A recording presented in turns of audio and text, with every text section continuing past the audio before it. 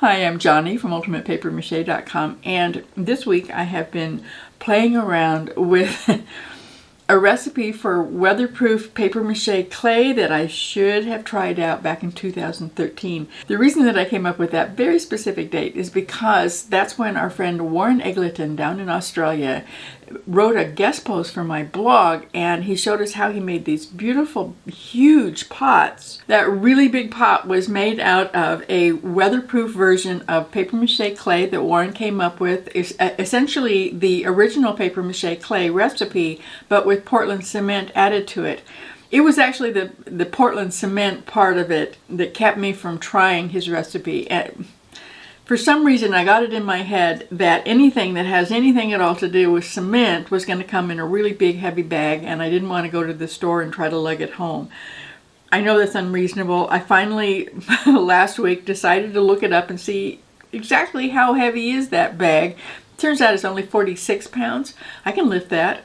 So the next time that I needed something in town, I also ran into Lowe's and I spent $10 on a 46-pound bag of Portland cement and brought it home and started doing some experiments with that weatherproof paper mache clay. Look at the detail on that thing. Is that amazing? And hard as a rock after sitting in a bowl of water overnight. Can you tell that I'm just a little bit excited about this stuff? I don't know why I waited so long. I was just absolutely crazy.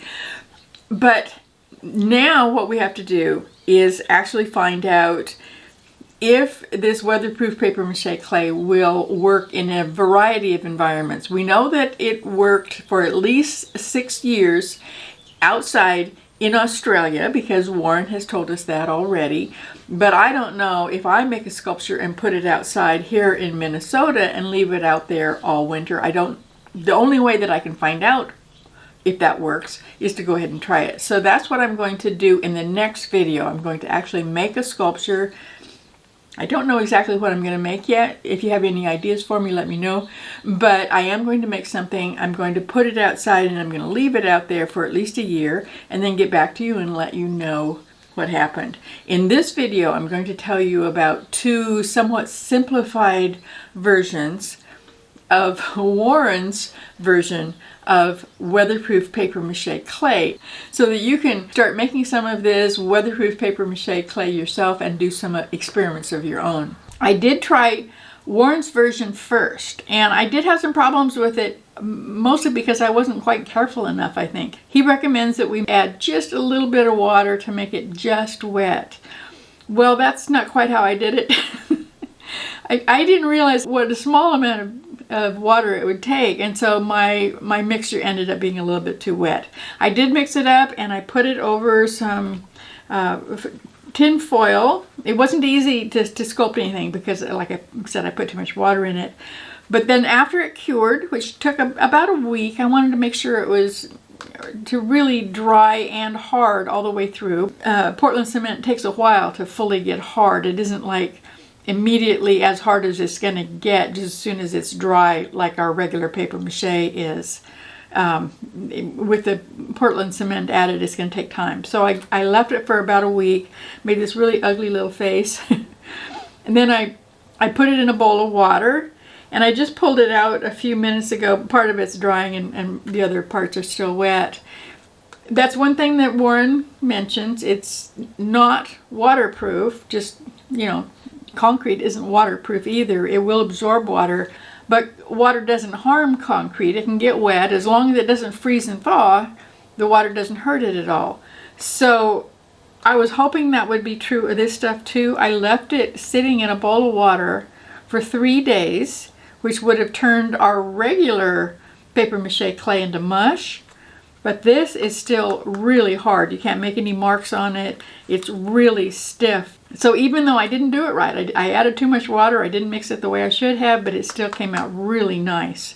Because I had a problem with mixing it the first time, I came up with 2 new recipes, and they're not exactly the same as Warren's recipes. I simplified them down as much as possible so that every single time they're going to come out exactly the same. The reason I did 2 versions is because some people can't get a hold of the drywall joint compound that's in our regular paper mache clay recipe. Either they don't sell the drywall joint compound at all in certain countries, or we go to one of our local stores trying to find a brand other than DAP. The DAP brand, when it's mixed up with Elmer's glue, turns into flubber instead of paper mache clay, and just doesn't work. Maybe they've changed the formula recently, but anytime I've ever tried it, it just gets all rubbery. I have found some recently in my farm supply store that isn't DAP, and it works really good, but it is hard to find in the big DIY stores.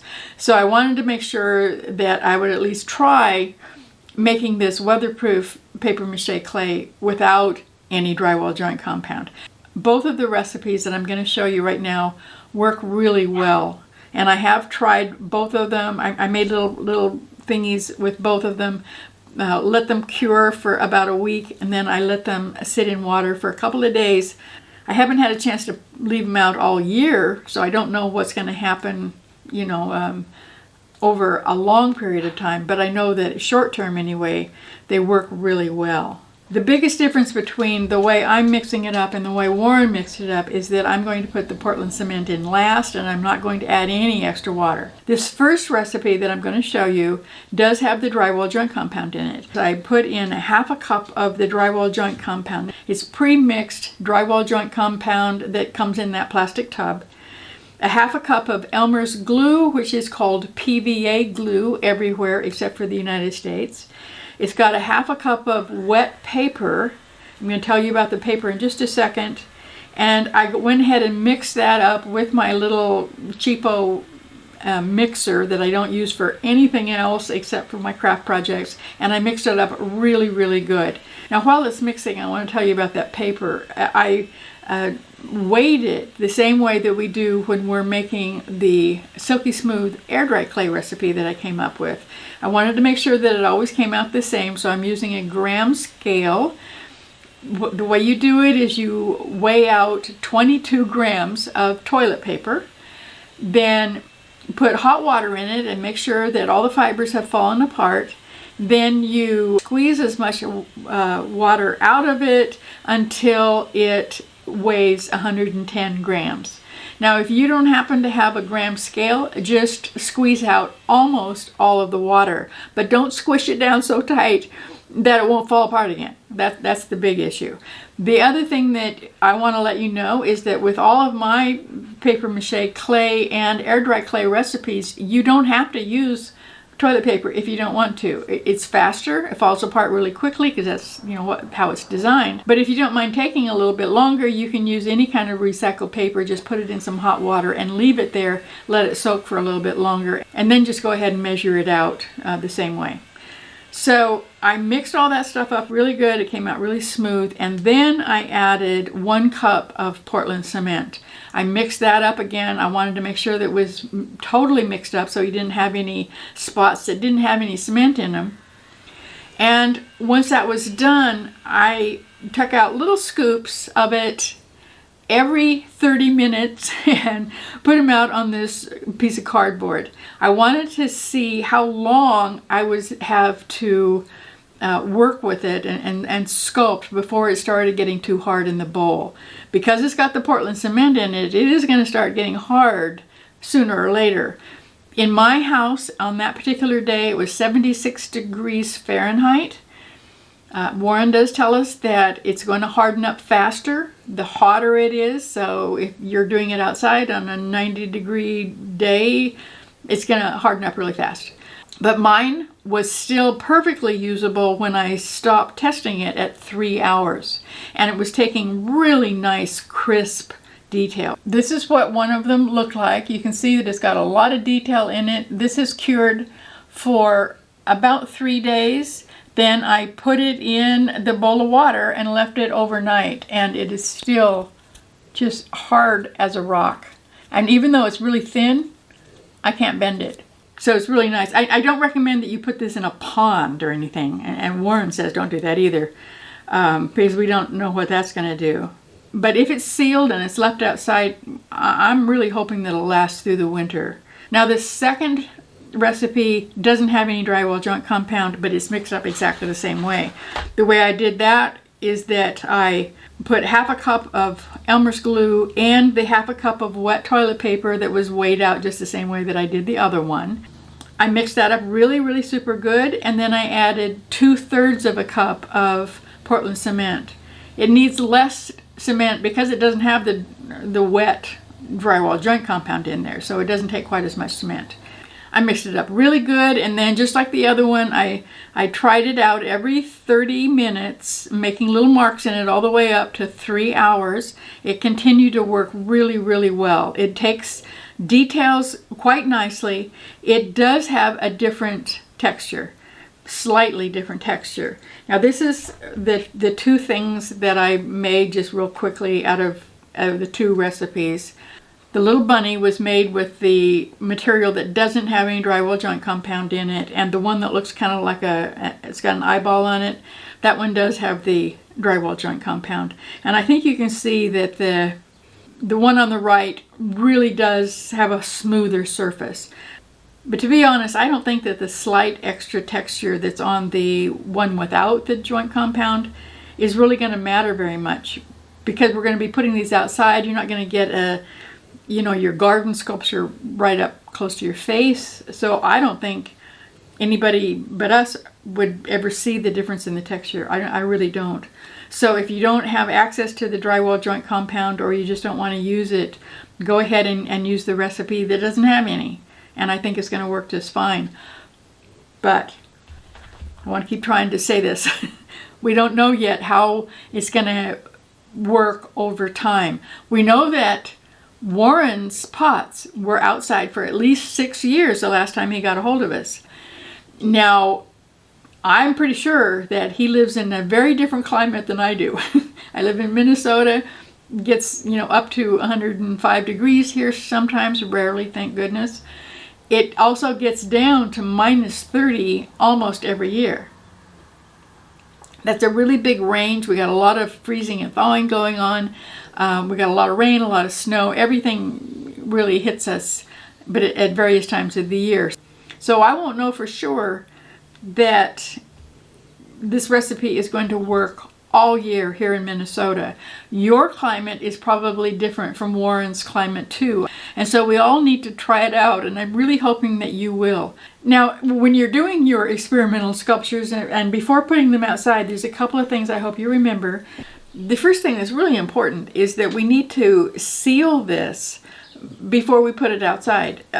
Just because I was able to put it in my bowl of water and then get it out 3 days later and it's still hard as a rock, that doesn't mean that it's okay to put this unsealed outside, because outside, at least here in Minnesota, it's going to freeze and then thaw out and then freeze again, and that action of freezing and thawing water would eventually just start cracking this apart. So we do need to protect it by putting a good sealer on it. Do make sure that you read Warren's post. He tells us how he sealed his pots. I'm not going to do it that way because it looked like a lot of work. So I'm just going to use some Thompson's water seal and hope that works. I'm hoping that you'll let us know what you seal yours with too, so that we can figure out what product really is going to be best. But we do need to seal it with something.